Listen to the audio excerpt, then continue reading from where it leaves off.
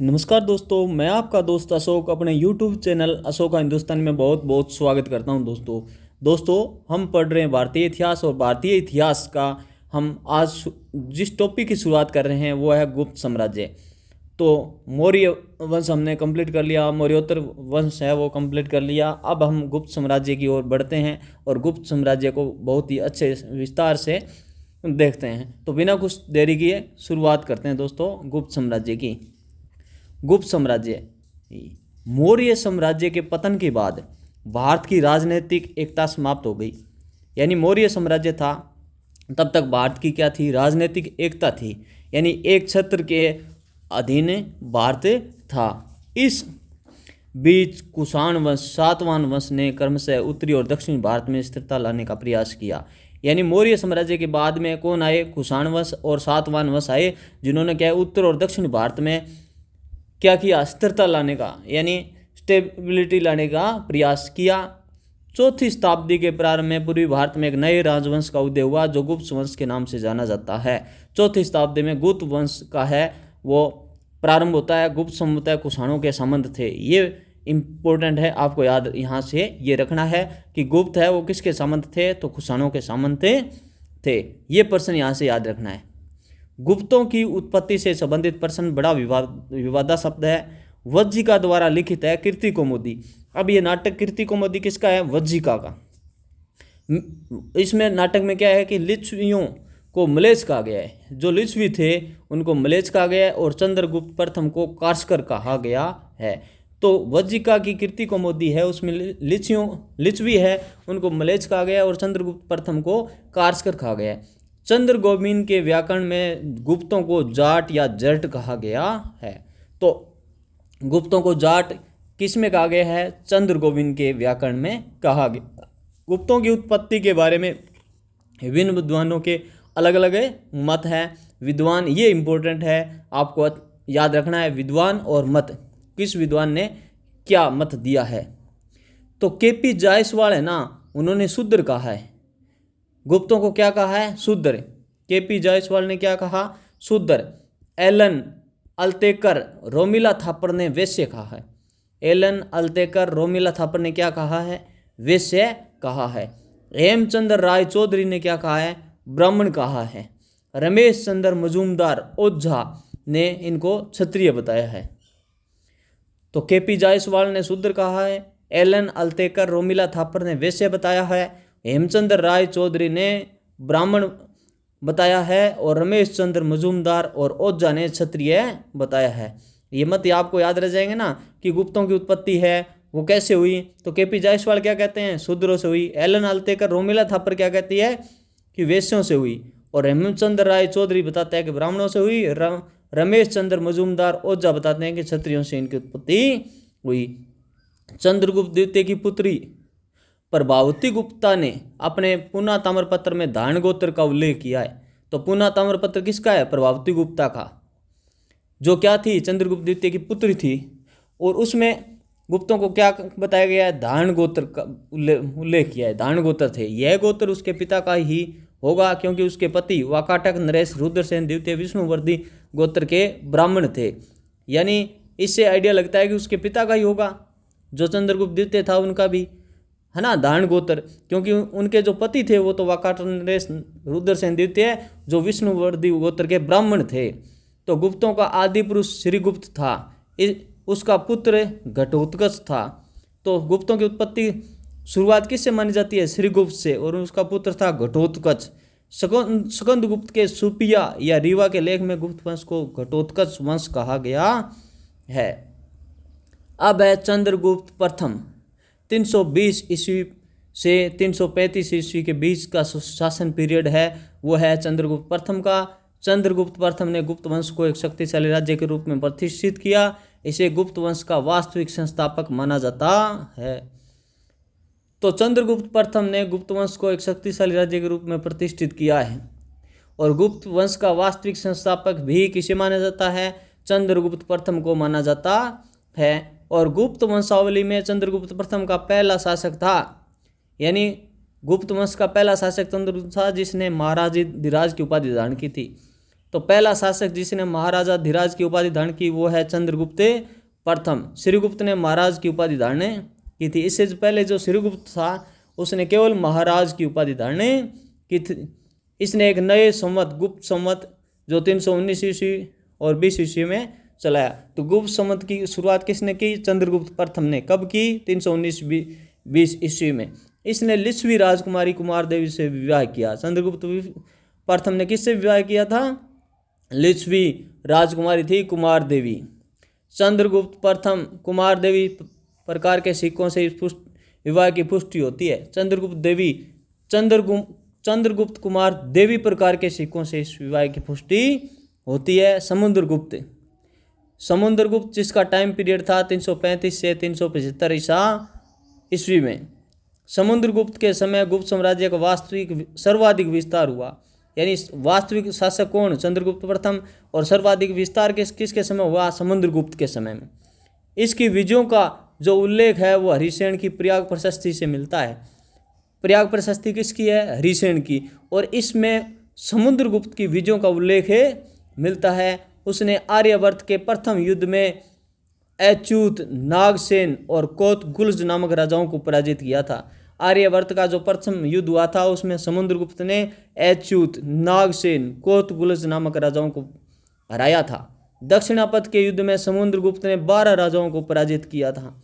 उसने दक्षिणापथ में ग्रहण मोक्षानुग्रह की नीति का पालन किया और भेंट उपहार आदि प्राप्त किए। तो समुद्रगुप्त ने जो दक्षिण विजय प्राप्त की थी वहाँ पर 12 राजाओं को पराजित किया। और नीति कौन सी अपनाई थी? ग्रहण मोक्षानुग्रह की नीति अपनाई थी। समुद्रगुप्त की दक्षिण विजय को राय चौधरी ने धर्म विजय की संज्ञा दी है। ये भी याद रखना है कि धर्म विजय की संज्ञा किसको दी है? दक्षिण विजय को। समुद्रगुप्त की जो दक्षिण विजय थी उसको राय चौधरी ने। समुद्रगुप्त के सिक्कों में उसे लिच्छवी दोहित्र कहा गया है। सिक्कों पर उसे क्या कहा गया है? लिच्छवी दोहित्र कहा गया है। समुद्रगुप्त प्रसन्न होने पर कुबेर और रुष्ट होने पर यमराज के समान था। समुद्रगुप्त इतना धन बिखेरता था, दान देता था, जिसे कुबेर और रुष्ट यदि नाराज हो जाता तो दंड भी इसी प्रकार देता था। तो यमराज, तो कुबेर और यमराज के एक साथ गुण किस में थे? समुद्रगुप्त में। यह जानकारी एरण लेख में मिलती है। यानी एरण जो लेख है उसमें यह जानकारी मिलती है कि समुद्रगुप्त है वो कुबेर और यमराज के समान था। एरण लेख में समुद्रगुप्त की रानी का नाम दत्त देवी बताया गया है। एरण लेख में उसकी रानी का भी नाम बताया गया दत्त देवी। प्रयाग प्रशस्ति में समुद्रगुप्त को 100 युद्धों का विजेता कहा गया है। यानी 100 युद्ध जीतने वाला था समुद्रगुप्त। ये बात कहाँ से मिलती है? प्रयाग प्रशस्ति। और ये किसकी थी? हरिसेन की।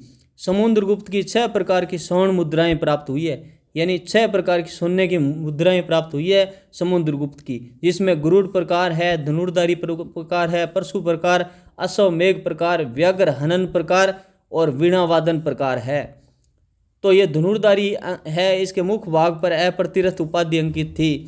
और परशुराम प्रकार, इसमें कर्तांत परशु नामक उपाधि अंकित थी। अश्वमेघ प्रकार, इसमें राज महिषी दत्त देवी की आकृति के साथ अश्वमेघ पराक्रम अंकित था। व्याघ्र हनन प्रकार, इसके मुख्य भाग पर व्याघ्र पराक्रम की उपाधि तथा पृष्ठ भाग पर मकर वाहिनी गंगा की आकृति के साथ राजा समुद्रगुप्त अंकित था। यानी व्याघ्र हनन पर क्या था? व्याघ्र पराक्रम, मकर वाहिनी गंगा और राजा समुद्रगुप्त तीनों मिलते हैं। वीणा वादन प्रकार, जिसमें समुद्रगुप्त के लिए सरव राज्योच्छेदता के विरुद्ध का प्रयोग हुआ है। कुछ विद्वान काच नामक शासक का समीकरण भी समुद्रगुप्त से करते हैं कि काच नामक शासक कौन था? ये समुद्रगुप्त ही था, काच नामक।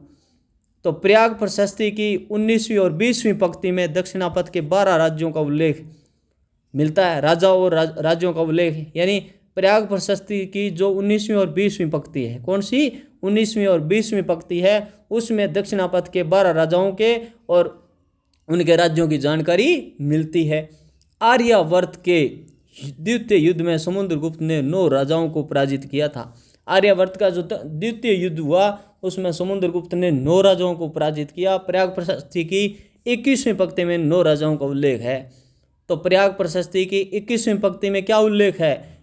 कि समुद्रगुप्त ने आर्यावर्त के द्वितीय युद्ध में 9 राजाओं को पराजित किया था। प्रयाग प्रशस्ति की 21वीं पंक्ति में 8 राज्यों की विजय का भी उल्लेख मिलता है, यानी 8 राज्यों पर विजय प्राप्त की, ये भी 21वीं पंक्ति में मिलता है। उत्तर पश्चिमी उत्तर पूर्व के सीमावर्ती राज्यों एवं गणतंत्रीय राज्यों ने सर्व करदान आज्ञाकरण प्राणगमन के द्वारा समुद्रगुप्त की सेवा की थी। जो उत्तर पश्चिमी और उत्तर पूर्वी के सीमावर्ती राज्य थे, यानी जो पश्चिमी और पूर्वी जो सीमावर्ती राज्य थे, उन्होंने क्या की, जो गणतंत्र राज्य थे यहाँ पर, वहाँ पर क्या था, गणतंत्रात्मक शासन था। तो गणतंत्री राज्यों ने वहाँ पर क्या, सर्व करदान आज्ञाकरण प्राणगमन के द्वारा समुद्रगुप्त की सेवा की थी। शक, कुषाण आदि विदेशी शक्तियों ने समुद्रगुप्त की अधीनता 3 विधियों से मानी है, 3 विधियों से इनकी अधीनता मानी है। ये प्रयाग प्रशस्ति की 23वीं और 24वीं पंक्ति में जानकारी मिलती है कि शक, कुषाण आदि जो विदेशी शक्तियाँ थी, विदेशी जो जातियाँ थी, उन्होंने समुद्रगुप्त की अधीनता 3 विधियों से मानी थी। ये 3 विधियाँ इंपॉर्टेंट है। कौन कौन सी विधि थी? आत्मनिवेदन, कन्यायोपायन, गुरुत्व मंदक, सविषय भुक्ति, शासन याचना। यानी आत्मनिवेदन का मतलब है स्वयं दरबार में उपस्थित होकर, यानी वो राजा क्या करेंगे, समुद्रगुप्त के दरबार में उपस्थित होंगे, जिसे आत्मनिवेदन बोलता है। ये 23वीं और 24वीं पंक्ति में इनकी जानकारी है। कन्यायोपायन, अपनी पुत्रियों का विवाह गुप्त राजवंश में करेंगे, कन्यायोपायन यानी विवाह कर देंगे लड़कियों का। और गुरुत्व मंदक, सब विषय भुक्ति, शासन याचना, यानी किसी विषय या भुगतान के लिए सत्तारूढ़ आदेश प्राप्त करना, यानी अपने राज्य को चलाने के लिए क्या करेंगे, समुद्रगुप्त से आदेश प्राप्त करेंगे। समुद्रगुप्त का समकालीन कुषाण नरेश केदार कुषाण था, जो पेशावर का राजा था। तो समुद्रगुप्त के जो समकालीन कुषाण वंश का नरेश था, वो कौन था, केदार कुषाण। अपनी विजयों के उपलक्ष्य में समुद्रगुप्त ने अश्वमेध यज्ञ किया। अश्वमेध यज्ञ किसने किया? समुद्रगुप्त ने। यह यज्ञ प्रयाग प्रशस्ति में लिखे जाने के बाद किया गया, अतः प्रयाग प्रशस्ति में इसका उल्लेख नहीं है। जो समुद्रगुप्त ने अश्वमेध यज्ञ किया, उसका उल्लेख कहाँ नहीं है? प्रयाग प्रशस्ति में नहीं है। तो प्रयाग प्रशस्ति के अनुसार समुद्रगुप्त की दिग्विजयों का उद्देश्य धरणीबद्ध था। क्या था? धरणीबद्ध। उसके उत्तरी भारत में अपनाई गई नीति परशुबोधन यानी जड़ मूल से उखाड़ फेंकना था, और दक्षिणापथ की नीति का ग्रहण मोक्षानुग्रह कहलाती है। यानी उत्तरी भारत में जो नीति अपनाई समुद्रगुप्त ने, वो क्या थी?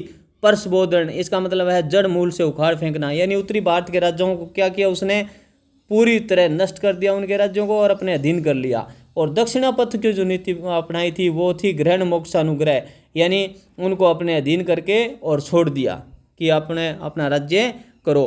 प्रयाग प्रशस्ति अशोक के कौशाम्बी अभिलेख पर उत्कीर्ण। इसमें बौद्ध संघ में विभेद को रोकने के लिए कौशाम्बी के महापत्रों का आदेश दिया गया है। प्रयाग प्रशस्ति अशोक के कौशाम्बी अभिलेख पर उत्कीर्ण। अशोक का जो कौशाम्बी अभिलेख है उस पर उत्कीर्ण है प्रयाग प्रशस्ति। और इसमें क्या है? बौद्ध संघ में विभेद को रोकने के लिए कौशाम्बी के महापत्रों को आदेश दिया गया है। मध्य काल में अकबर ने इसे कौशाम्बी से मंगवाकर इलाहाबाद में लगवा दिया था। जो प्रयाग प्रशस्ति है वो कौशाम्बी से मंगवाकर कहाँ लगवा दिया? इलाहाबाद में लगवा दिया था। तो अभी प्रयाग प्रशस्ति कहाँ पर है? इलाहाबाद में। प्रयाग प्रशस्ति ब्राही लिपि एवं विशुद्ध संस्कृत में लिखी गई है।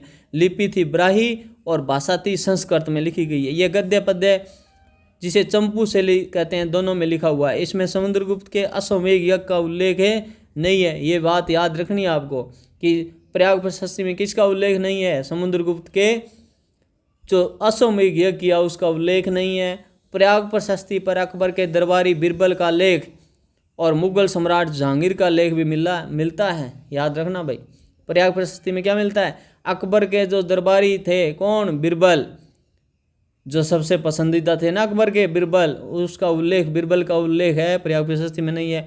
और मुगल सम्राट जहांगीर का भी उल्लेख है, बिरबल का लेख उसमें मिलता है और मुगल सम्राट जहांगीर का भी लेख मिलता है। तो बिरबल और जहांगीर का लेख मिलता है प्रयाग प्रशस्ति में। समुद्रगुप्त द्वारा विजित दक्षिण के 12 राज्यों और उनके राजा, तो कौशल का महेंद्र था, मान रेगिस्तान का बाघ राजा था, कोराल का राजा मंट राजा था, विष्णुपुर का महेंद्रगिरी था, और कोटूर का स्वामीदत्त था, एंड्रपल का दमन था, कांची का विष्णुगोप था, अवमुक्त का नीलराज था, और वेंगी का हस्तिवर्मा था, पालपक का उग्रसेन था, देवराष्ट्र का कुबेर था और कुस्तलपुर का धनंजय था। ये विशेष तो नहीं है पर आप इनको एक बार थोड़ा देख लेना। इन राज्यों के प्रति समुद्रगुप्त ने ग्रहण मोक्षानुग्रह की नीति अपनाई थी। इस नीति के तहत इन राज्यों को जीतकर वापस लौटा दिया और भेंट आदि प्राप्त कर ली। तो दक्षिण के राज्यों के प्रति क्या है, नरम नीति रखी। और कौन सी नीति अपनाई, ग्रहण मोक्षानुग्रह की नीति। समुद्रगुप्त द्वारा आर्यवर्त के प्रथम युद्ध में पराजित राजाओं के नाम क्या क्या थे, तो अछूत, नागसेन, कोत, कुलज और सी संभवतः गणपति नाग होगा, ये थे। और समुद्रगुप्त द्वारा आर्यवर्त के द्वितीय युद्ध में पराजित राजा कौन से थे, रुद्रदेव, मतिल, नागदत्त, चंद्रवर्मा, नागपति नाग, नागसेन, अछूत, नंदी, बलवर्मा। तो विशेषकर शिव शंकर को याद रख लेना, उनसे जुड़े हुए सब कुछ हैं। चंद्र भी इनके माथे पे है, नाग सब जगह है ही, नंदी भी है, मतिल है, रुद्रदेव है। ऐसे इन राजाओं के प्रति समुद्रगुप्त के ने परसबोधन की नीति अपनाई। इस नीति का अर्थ है जड़ मूल से उखाड़ फेंकना। यानी समुद्रगुप्त ने उत्तर भारत के राज्यों को क्या किया, पूरी तरह नष्ट कर दिया। असम में यज्ञ का उल्लेख समुद्रगुप्त के सिक्कों पर भी मिलता है। चीनी स्रोतों के अनुसार श्रीलंका के शासक मेघवर्मा ने समुद्रगुप्त के पास दूत भेजकर इसमें एक बौद्ध मंदिर के निर्माण की अनुमति प्राप्त की थी। समुद्रगुप्त द्वारा प्रत्यंत राज्यों की विजय उत्तर और उत्तरी पूर्वी सीमा पर ये 5 राज्य थे जिनको प्रत्यंत राज्य कहा जाता था। तो ये राज्य कौन से राज्य थे और वर्तमान समय उनका क्या है, तो समतट था पहला, जिसको आजकल पूर्वी बंगाल में है, बांग्लादेश भी कहते हैं। ये समुद्र तटीय प्रदेश था। समतट यानी पूर्वी बांग्लादेश या बांग्लादेश। डवाक जो असम का स्थित डबोक स्थान है, वो ढाका या चटगांव का जो क्षेत्र है उसको डवाक कहते हैं, वो इसमें आता था। कामरूप यानी असम है वो आता था। कृतपुर, कुमायूं, गढ़वाल और रुहेलखंड का क्षेत्र आता था। नेपाल, ये आधुनिक नेपाल है वो इसमें आता था। ये क्या है, उत्तरी पूर्वी सीमा पर स्थित 5 राज्य थे। कौन कौन से, समतट, डवाक, कामरूप, कृतपुर, नेपाल। इनको समुद्रगुप्त ने जीता था। इनके प्रति सरोकरदान, आज्ञाकरण, प्राणगमन की नीति अपनाई, जिसके तहत समुद्रगुप्त को सभी प्रकार के कर देते थे, आज्ञाओं का पालन करते थे और प्रणाम करने के लिए राजधानी में उपस्थित होते थे। ये 5 राज्यों के प्रति नीति थी। विंसेंट स्मिथ ने समुद्रगुप्त को भारत का नेपोलियन कहा। मोस्ट इंपॉर्टेंट है कि समुद्रगुप्त को भारत का नेपोलियन किसने कहा, विंसेंट स्मिथ ने कहा। समुद्रगुप्त ने कविराज की उपाधि धारण की थी।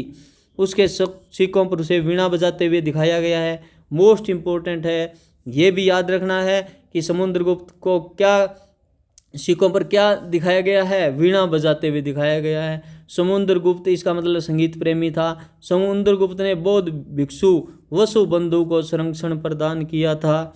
इलाहाबाद स्तंभलेख में यानी प्रयाग प्रशस्ति में समुद्रगुप्त की धर्म प्रचार बंधु उपाधि का उल्लेख मिलता है। यानी धर्म प्रचार बंधु उपाधि किसकी है, समुद्रगुप्त की।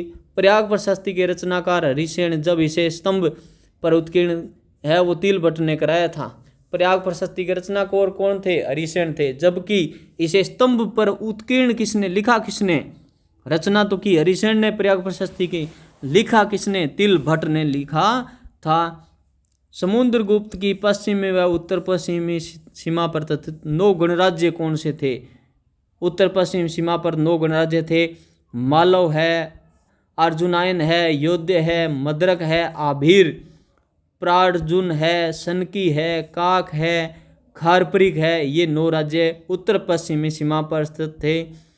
संभवतः इन गणराज्यों ने स्वेच्छा से समुद्रगुप्त की अधीनता स्वीकार की और इसके प्रति भी प्रत्यंत राज्यों वाली नीति अपनाई गई थी। तो इस प्रकार दोस्तों ये जो गुप्त साम्राज्य है आज हम यहाँ तक इसका अध्ययन कर रहे हैं। इसके आगे का नेक्स्ट पार्ट में करेंगे। प्लीज़ दोस्तों आपको यदि चैनल अच्छा लगे तो लाइक शेयर सब्सक्राइब ज़रूर करना। ओके, थैंक यू दोस्तों।